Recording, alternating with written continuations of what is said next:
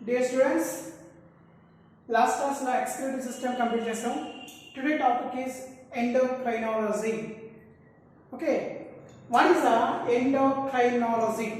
Okay na, what is endocrinology? Endo means inner, criminology means chemicals, logy means study. ఆ chemicals ఏంటి, ఆ process ఏంటి? ఎండోక్రైనాలజీకి ఇంకొక పేరు chemical coordination. Very very important. Chemical coordination. Okay, ఈ ఎండోక్రైనాలజీని మొట్టమొదటిగా the father of endocrinologist Thomas Edison. Okay, very very important. Thomas Edison అనే scientist ఈ ఎండోక్రైనాలజీకి ఫాదర్ అయ్యారు. అసలు ఎండోక్రైనాలజీ అంటే the releasing of hormones. Okay, endocrines mean hormones. Okay, మీరు first ఇయర్లో ఎగ్జోక్రైన్కి ఎండోక్రైన్కి differentiation 2 mark క్వశ్చన్స్లో చదువుతారు కదా. ఇక్కడ ఈ టాపిక్ చాలా పెద్దది. ఎండోక్రైనాలజీ. ఎండోక్రైనాలజీకి ఫాదర్ ఆఫ్ ఎవర్ అంటే Thomas Edison. The secretions of hormones. What is the major functions of hormones?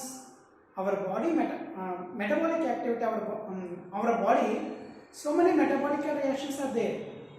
Our body metabolic actions are there. Hormones homeostasis conditions పెంచే విధంగా పనిచేస్తాయి. హోమియోస్టాటిసిస్ అంటే కణాలకి మధ్య సమన్వయ స్థితిని ఏర్పరచడంలో ముఖ్యమైన పాత్ర వహిస్తుంది. ఎవరు? హార్మోన్స్. ఓకే, హార్మోన్స్ కణాలకి మధ్య సమన్వయ స్థితిని ఏర్పరచడంలో హోమియోస్టాటిసిస్ కండిషన్స్లో ఉంచడానికి తోడ్పడుతుంది. ఒకటి. రెండో పాయింట్ ఏంటంటే హార్మోన్స్ నర్వస్ సిస్టానికి ప్యారల్గా పనిచేస్తుంది.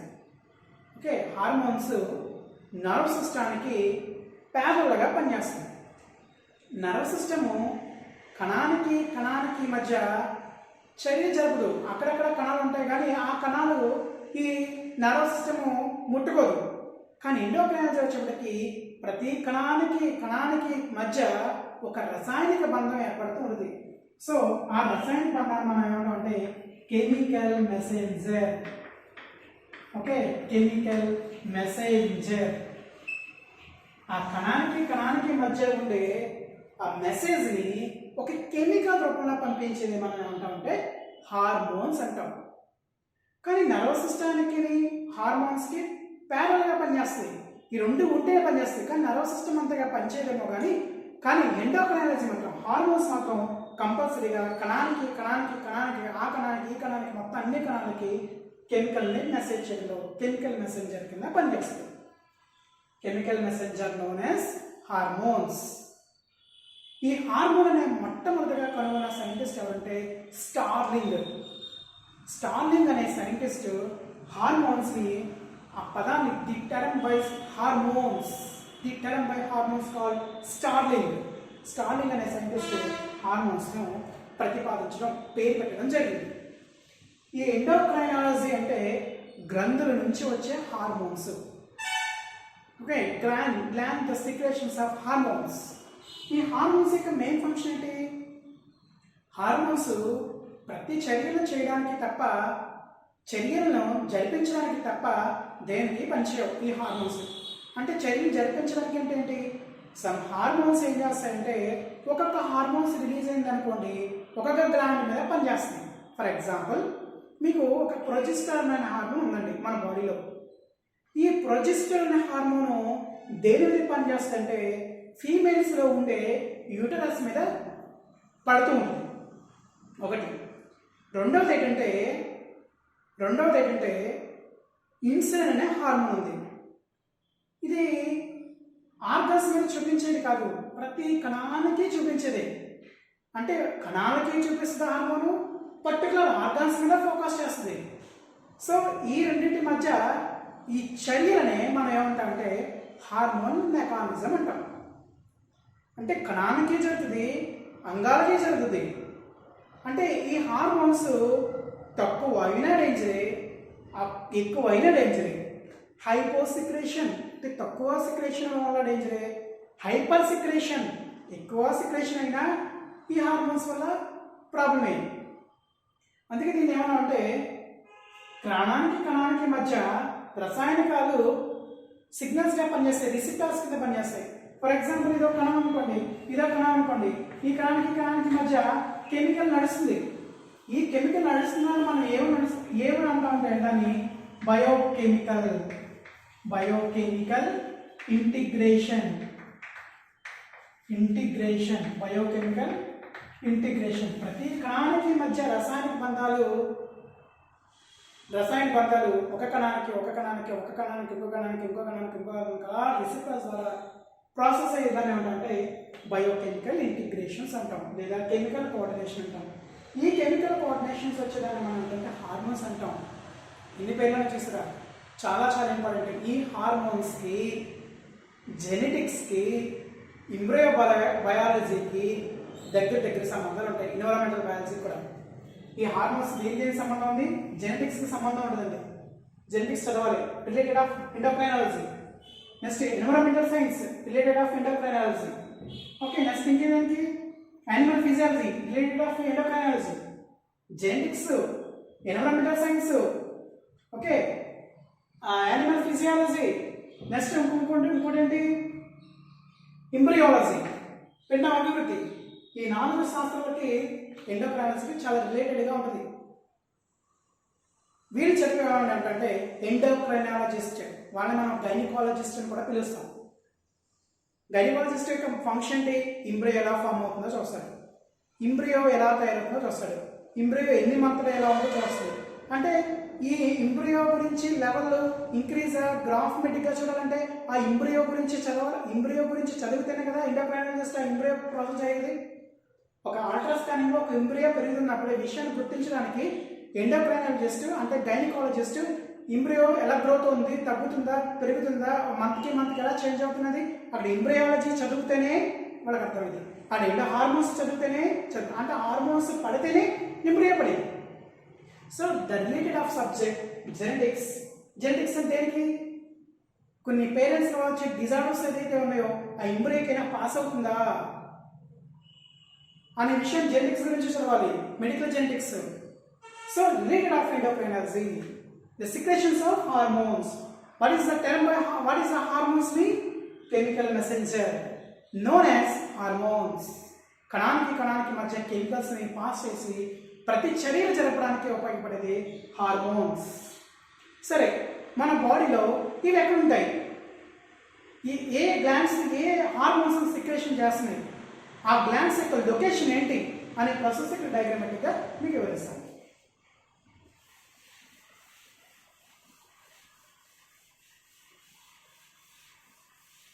ఇక్కడ చూడండి,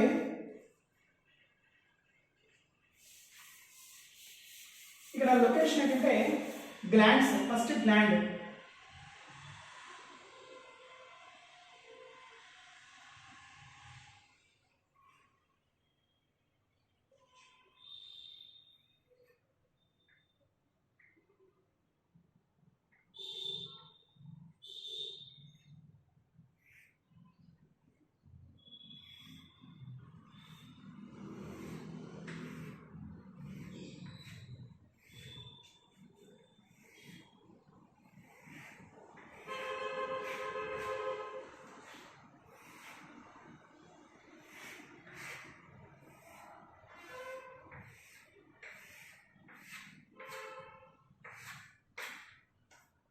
yeah, this is called human body.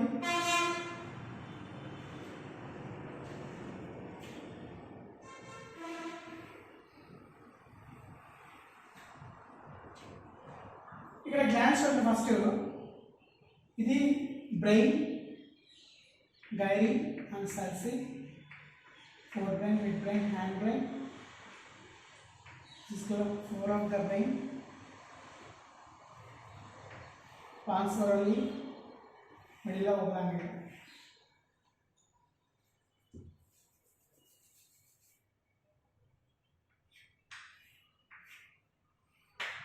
ఇది బ్రెయిన్ అండి కదా. ఈ బ్రెయిన్లో ఇక్కడ నేను ఒకసారి తిక్కి వేస్తాను చూడండి. ఈ బ్రెయిన్లో ఈ ఫ్లోర్ ఆఫ్ ద బ్రెయిన్ మనం ఏమంటామంటే ఇక్కడ నేను తిక్క వేసాను, ఇలా వేస్తాను చూసారా. ఈ ఫ్లోర్ ఆఫ్ ద బ్రెయిన్ని మనం హైపోథలామస్ అనాలి. హైపోథలామస్.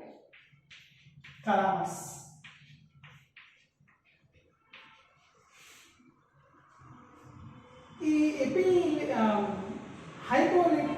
హైపోథలామస్ అనేది ఎపిలినియన్ అంటే బ్రెయిన్ కాస్త పైభాగం ఉన్నాయి మొట్టమొదటి గ్లాండ్ మనం ఏమంటామంటే ఈ చాక్పీస్ వేస్తాను, దీన్ని pineal gland. Very very important, pineal gland.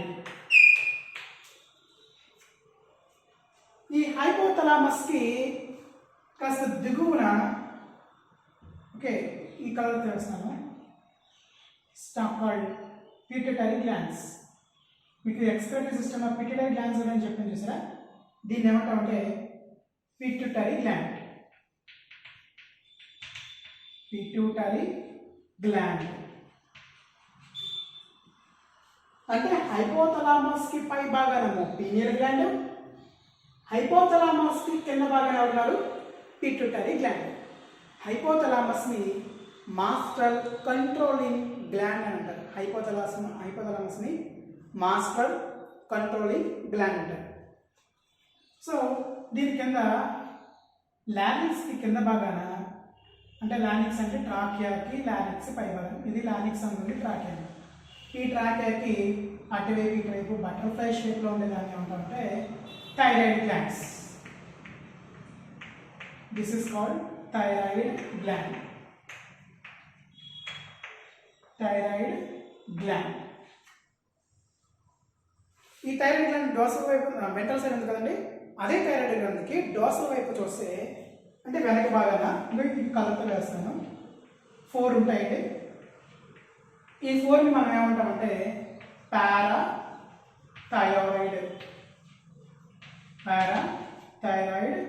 Gland. దాన్ని మనం ఏమంటామంటే పారాథైరాయిడ్ గ్లాండ్. సరే, ఇంకా కిందకు వస్తే ఇక్కడ ఈ ప్లేస్లో very very important thymus gland. దీన్ని మనం ఏమని పిలుస్తామంటే థైమస్ గ్లాండ్. ఈ థైమస్ గ్లాండ్ చిన్నపిల్లల్లో అప్పుడు చిన్నదిగా ఉంటుంది, మధ్య వయసులో చాలా పెద్దగా ఉంటుంది, మళ్ళా ఓల్డ్ ఏజ్ వచ్చినప్పుడు చాలా చిన్నగా అయిపోతుంది. ఓకేనా, ఒక దాని గురించి ఒక గ్లాండ్. నేను ఓన్లీ గ్లాండ్ గురించి చెప్తాను. ఈ గ్లాండ్స్ నుంచి వచ్చేది ఏంటి? హార్మోన్స్. ఓకేనా. Next kidney. కిడ్నీ పైన ఏమన్నారు? Cap like structure. దీని ఏమన్నాను? Adrenal gland. Adrenal gland. అలాగే మరి ఇంటెస్టైన్కి కింద భాగాన this is called stomach region. Stomach కింద భాగాన లీఫ్ లాగా ఉంది కదండి, ఈ లీఫ్ లాగా ఉండేదాన్ని మనం ఏమంటామంటే ప్యాంక్రియాస్ గ్లాండ్. Pancreas gland. ఈ ప్యాంక్రియాస్ కింద భాగాన ఇక్కడ సెపరేట్గా ఉంటుంది. మేల్స్కి అయితే టెస్టిస్ గ్లాండ్. టెస్టిస్. అదే ఫీమేల్స్ వస్తే ovary. This is called ovary. ఇవండి గ్లాండ్స్. ఇక్కడ గ్లాండ్స్ రాస్తాను. First gland pineal gland.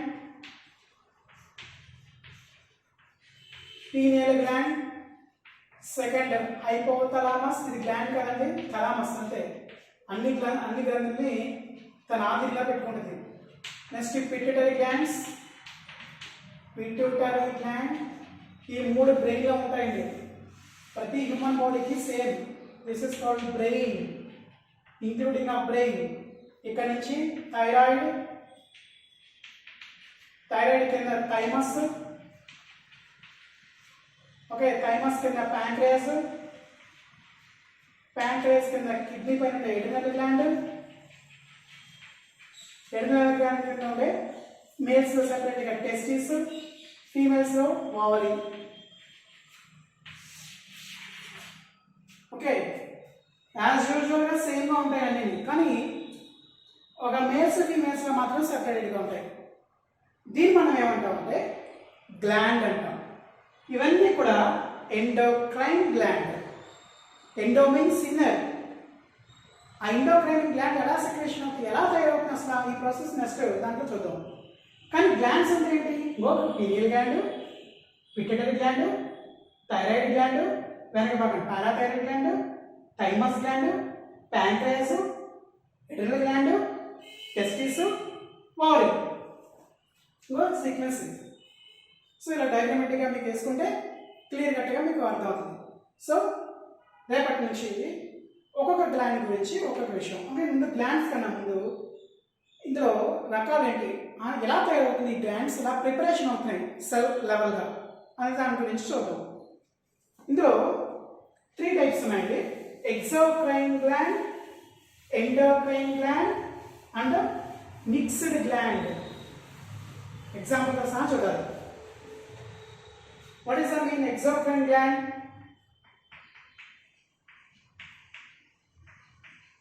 Exocrine gland. Exocrine gland అంటే this is called glandular epithelium cells. Glandular epithelium cells. నేను exocrine gland గురించి చెప్తానండి.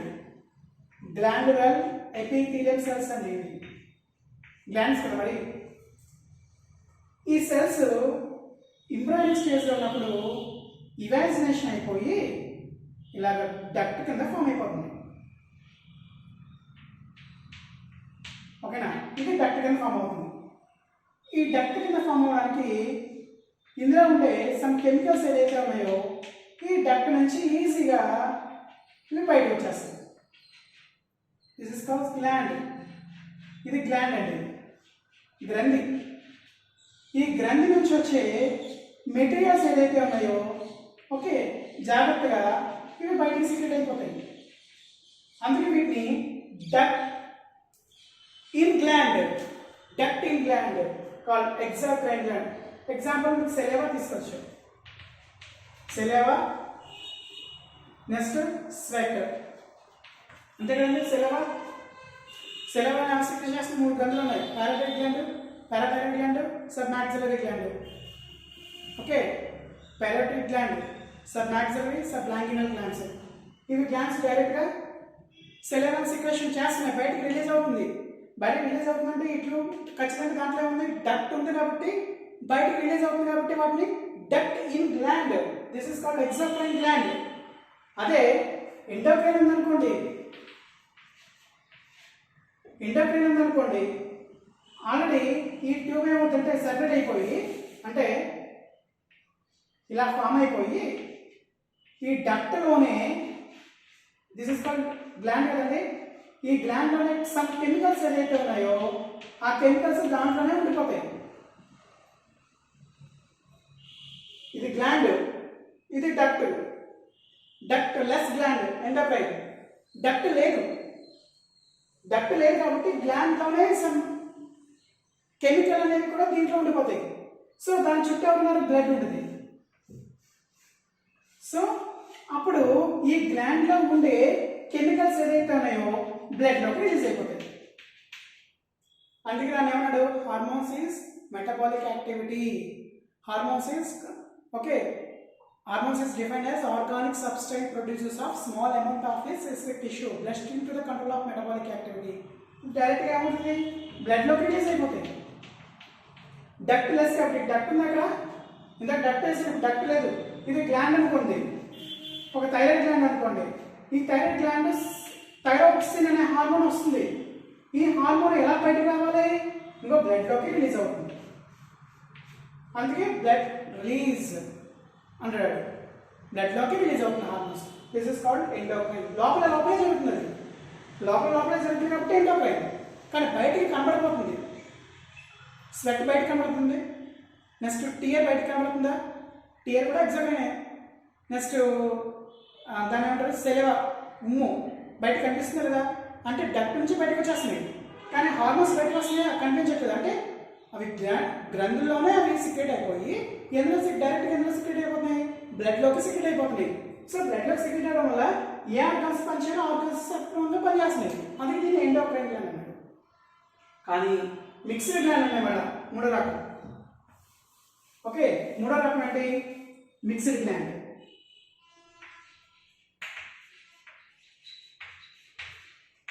మిక్స్డ్ గ్లాండ్ ఎగ్జాంపుల్ ఏంటి? ప్యాంక్రియాస్. ఇది ఎండోక్రైన్ కింద పనిచేస్తుంది, ఎగ్జోక్రైన్ కింద పనిచేస్తుంది.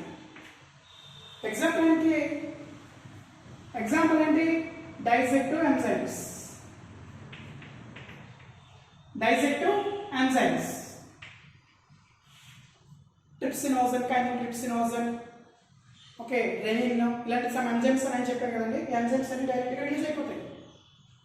కానీ ఎండోక్రైన్ ఉందనుకోండి, ఇన్సులిన్, ఓకేనా, గ్లూకాగాన్, ఇవన్నీ కూడా endocrine glands. Both are exocrine and endocrine called mixed gland. మీకు 3 టైప్స్ చెప్పాను గ్లాండులర్ ఎపిథీలియంలో. గ్లాండులర్ ఎపిథీలియంలో 3 glands are present. First, the exocrine, direct releasing of tube outside. Endocrine without duct, only secretions of inner side. This is called endocrine gland. And mixed gland, some glands exocrine, some glands endocrine. Both are glands are called mixed gland. Example, pancreas. Exocrine example, tear, sweat. Okay, now next, tear, sweat. Tear అంటే కన్నీరు, sweat అంటే చర్మం నుంచి వచ్చేది. Okay, saliva exocrine. ఎండోక్రైన్కి నువ్వు ఎందుకు వస్తాయి hormones. Mixed gland example pancreas. ఓకేనా, ఇదండి లొకేషన్.